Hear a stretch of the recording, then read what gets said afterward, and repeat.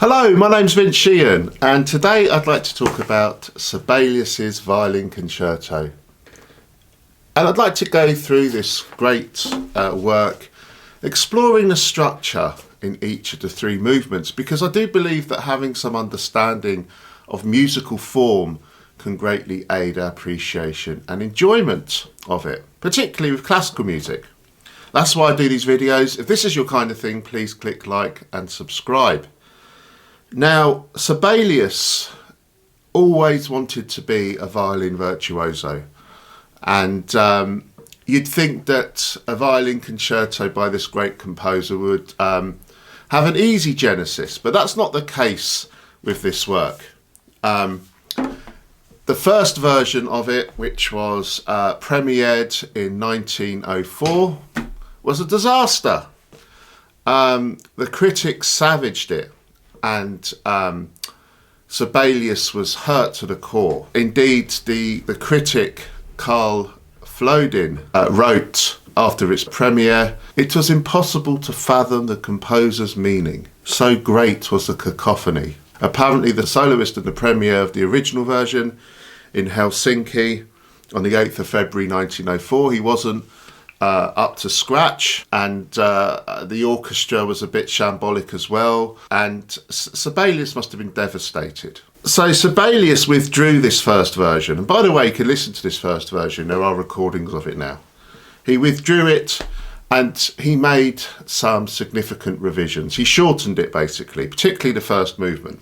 He kind of tightened up the structure a bit, and the new version was premiered on the 19th of October 1905 with Carl Halef as the soloist, and it was conducted by no less a figure than Richard Strauss. And this time the work was received more positively, although it still didn't win over audiences.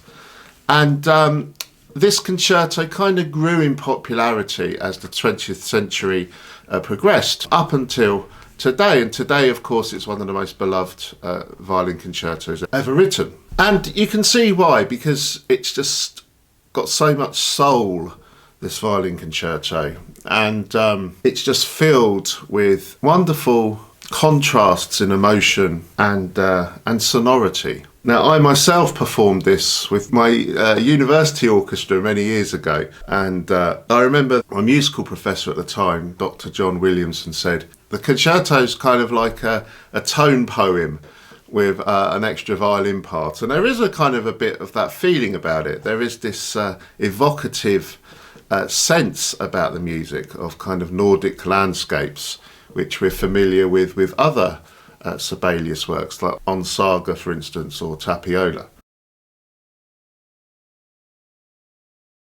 And you can hear that in the beginning of this concerto. The first movement, the Allegro Moderato, is in sonata form. We begin with this icy opening, just in the strings.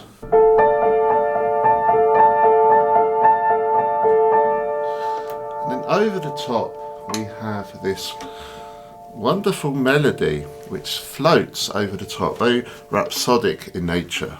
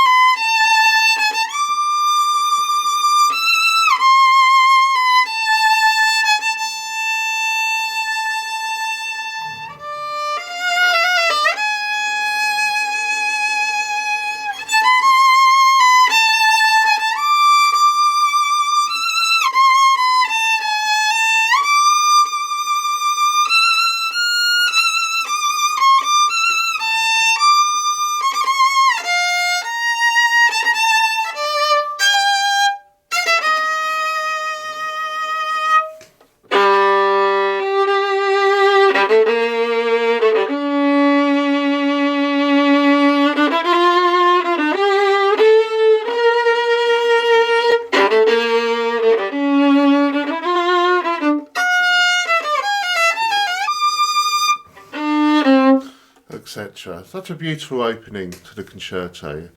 Very long melody which seems to be almost semi-improvisatory and just floats above this cloud of these undulating strings. This whole first paragraph, I suppose, could be seen as a first subject. We kind of go into this cadenza.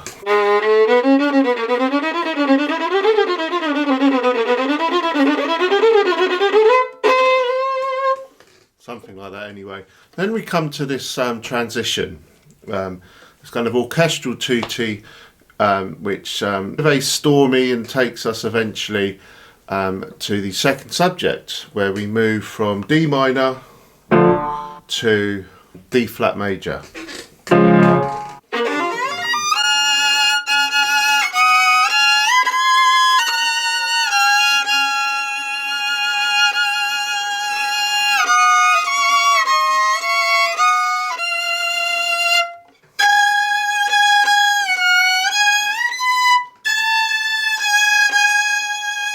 Etc. Really impassioned music, and having those sixths just sounds so luxuriant, don't they? Sounds lovely, doesn't it? We then come into this really exciting bit, which leads us into the next tutti, which acts as a codetta in this sonata movement. And we have this.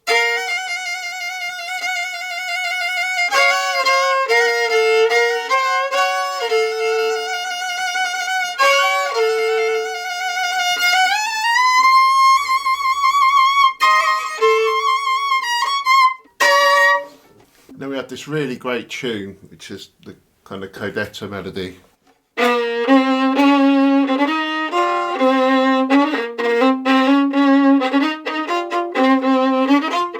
This tutti then carries on really dramatic music with these really frightening swells in the brass.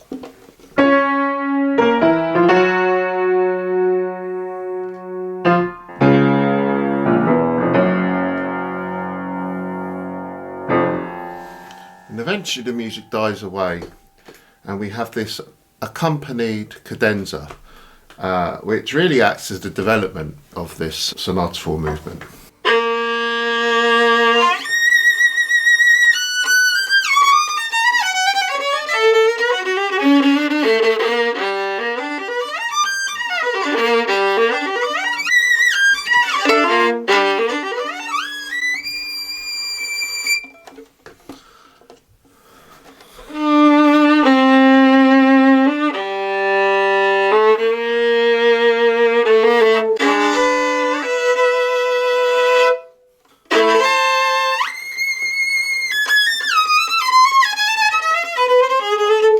Etc.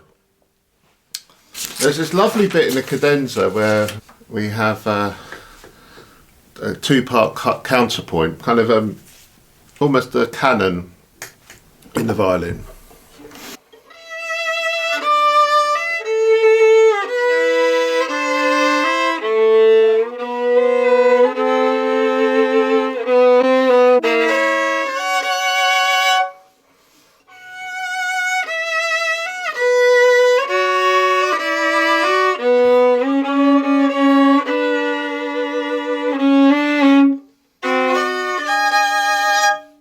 Eventually, the recapitulation comes in somewhat stealthily, a really beautiful way with the bassoon, that real Sibelian instrument coming in with the first subject before the violin joins in the lower register.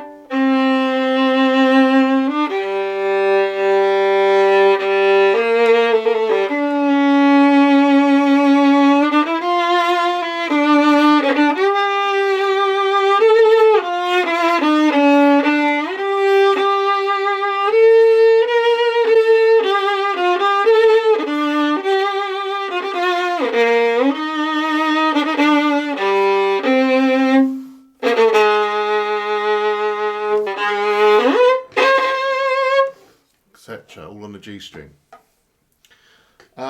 We have the transition again to the second subject, where we hear this time the second subject in D major, the home key.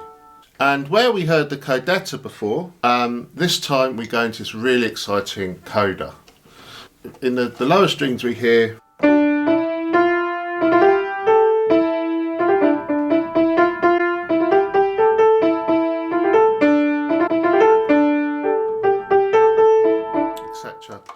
And the violin has this kind of dancing thing on the top.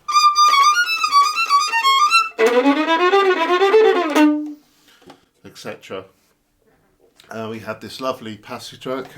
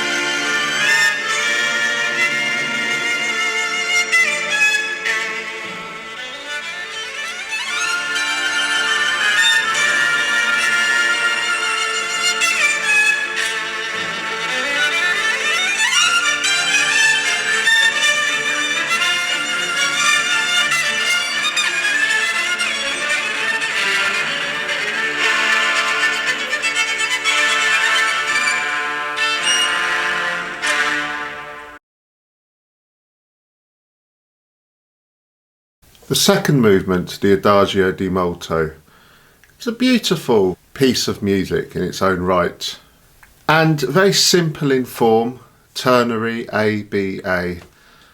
But again, like the first movement, it really packs an emotional wallop, particularly in the central section. We begin with this charming introduction on the woodwinds, the clarinets and the oboes to begin with, like this.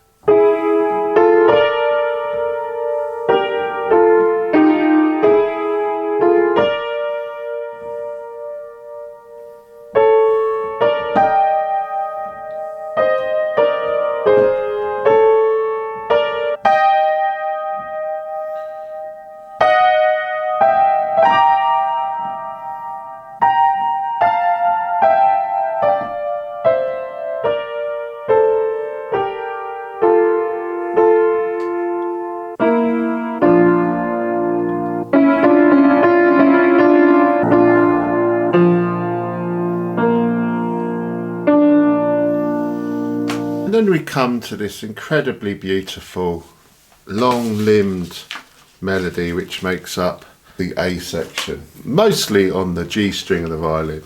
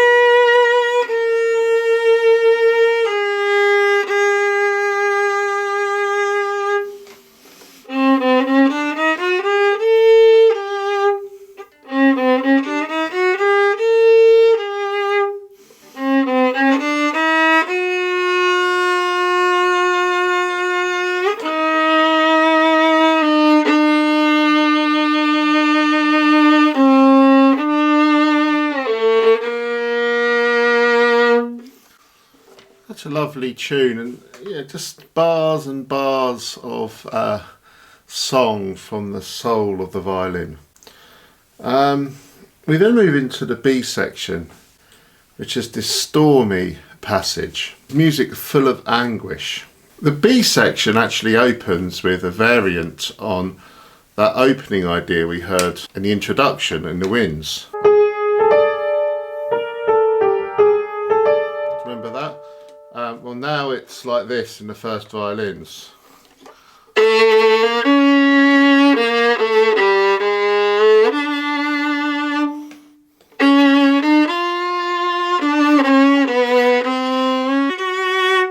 This stormy music brings us to this cry from the tortured heart of the artist in the solo violin.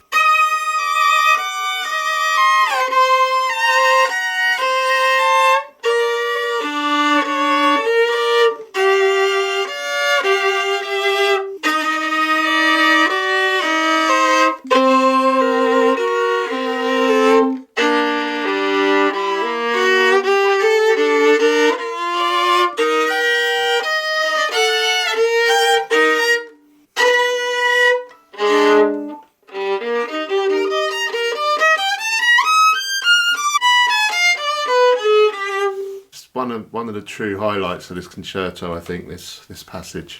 And then we have the reprise of the A section, which is just this glorious glow up of the original tune on the violin. This time, the whole orchestra is blaring it out in this wonderful ecstatic climax. This is music full of romantic love, and then the music dies away to a whisper.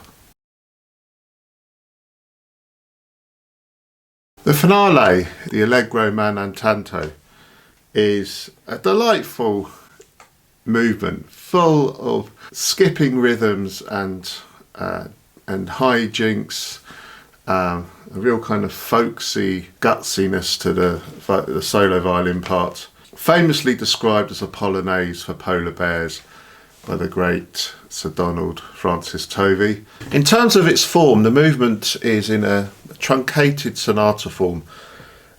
So we have first and second subjects, but rather than having a development as such in the middle, there's more of a transitional passage, sometimes called a sonatina form. Anyway, you can follow the form down below in the description with bar numbers. But we're introduced to the first subject with this rhythm. If you look at the score, actually, the timpani play the rhythm the other way round. It's like this.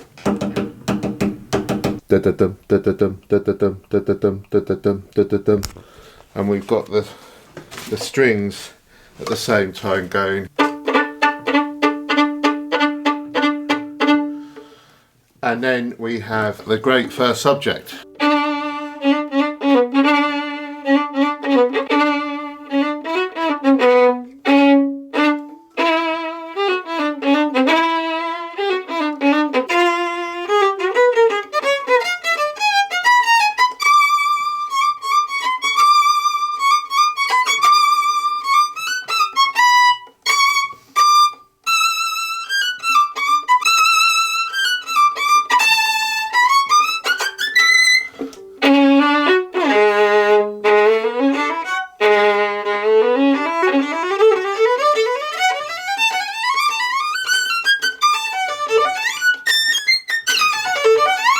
The music then changes key and we're into the second subject idea. In D major in the first subject, then we go into G minor. We have this idea in the strings.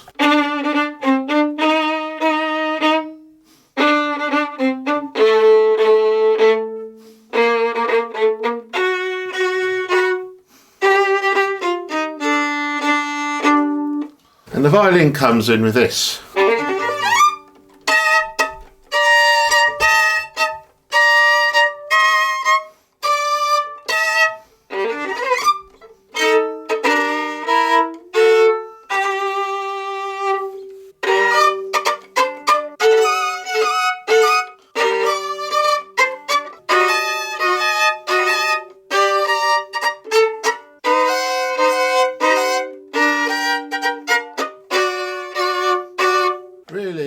exciting string playing, all that with that kind of double stops and string crossing.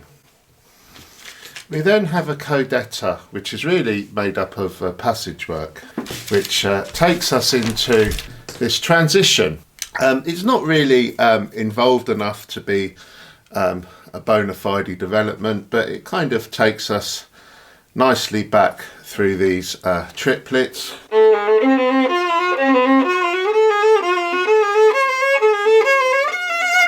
That kind of thing, which eventually takes us back to D major for a rousing restatement of the first subject, the recapitulation.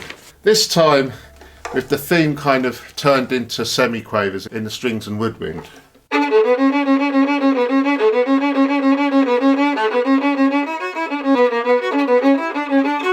Etc.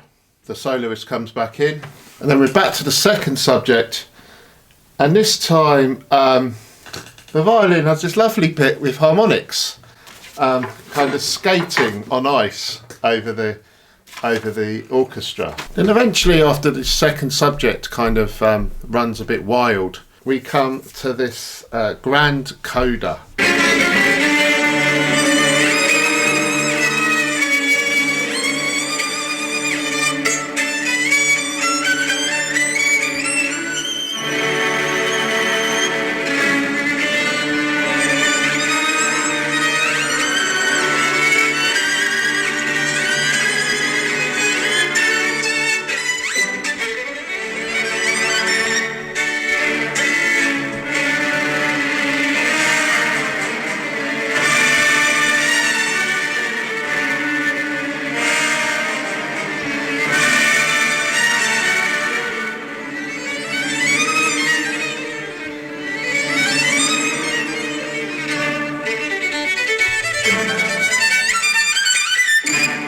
Thank you for watching. This piece was voted by you to be my next piece to analyse. Please get involved in future polls on this channel, and if you're able to, please donate as well. The link is below, just to help support what I do, so I can perhaps devote more time to doing this kind of work. Thank you for watching. Please click like and subscribe, and see you soon. Bye.